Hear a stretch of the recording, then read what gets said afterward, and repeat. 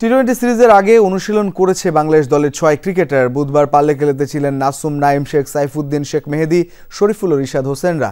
ছুটি কাটিয়ে অনুশীলনে যোগ দিয়েছেন হেড কোচ ফিল সিমন্স। ম্যাচের আগে সংবাদ সম্মেলনে আসলেও মাঠে ছিলেন না লিটন দাস। সব মিলিয়ে কেমন হতে পারে প্রথম টি-20 একাদশ?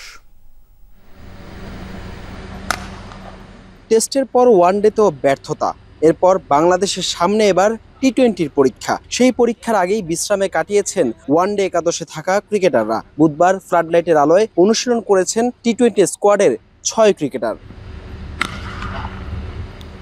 নাসুম, শরীফুল, রিশাদ, নাইম শেখ, শেখ মেহেদীর সাথে প্রায় ২ বছর পর ফেরা মোহাম্মদ সাইফুদ্দিন, সাথে চিকিৎসার জন্য ছুটি কাটিয়ে ফেরা head coach Phil Simmons. Coach সালাউদ্দিনের সাথে মাঠে ছিলেন প্রধান নির্বাচক গাজী আশরাফ হোসেন লিপু।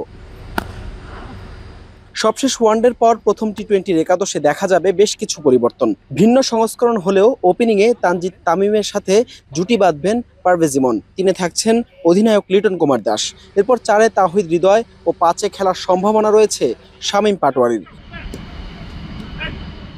৬ নম্বরে থাকছেন দারুণ ছন্দে থাকা জাকের আলী অনিক। ওয়ানডেতে সুযোগ না পেলেও এই ফরম্যাটে সাথে দেখা যেতে পারে লেগ স্পিনার রিশাদ হোসেনকে। ৮ নম্বর পজিশনের জন্য স্বাভাবিকভাবেই এগিয়ে থাকবেন বাঁহাতি স্পিনার নাসুম আহমেদ। ৯-এ তানজিম হাসান সাকিব, ১০-এ তাসকিন আহমেদ এবং সবশেষে মোস্তাফিজুর রহমান। যদিও বাজে পারফরমেন্সের সমালোচনার জন্ম দেয়া ফিজের একাদশে থাকা নিয়েও উঠতে পারে প্রশ্ন। এই পজিশনে ফিজের জায়গায় দেখা যেতে পারে আরেক বাঁহাতি পেসার শরীফুল ইসলামকেও। মিরাজের পর এবার ক্যান্ডির পাহাড়ে পরীক্ষা দিতে প্রস্তুত লিটন দাসের দল। মিরাজের পর এবার ক্যান্ডির পাহাড়ে পরীক্ষা দিতে প্রস্তুত লিটন দাসের দল। আগের ব্যর্থতা কাটিয়ে টি-20 সংস্করণে নতুন শুরু করতে চান লিটন কুমার দাস।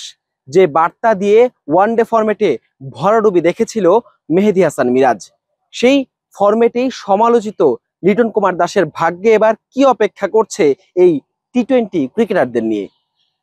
হাসান আল মারুফ, যমুনা স্পোর্টস, পাল্লেকেল্লে আন্তর্জাতিক স্টেডিয়াম, ক্যান্ডি, শ্রীলঙ্কা।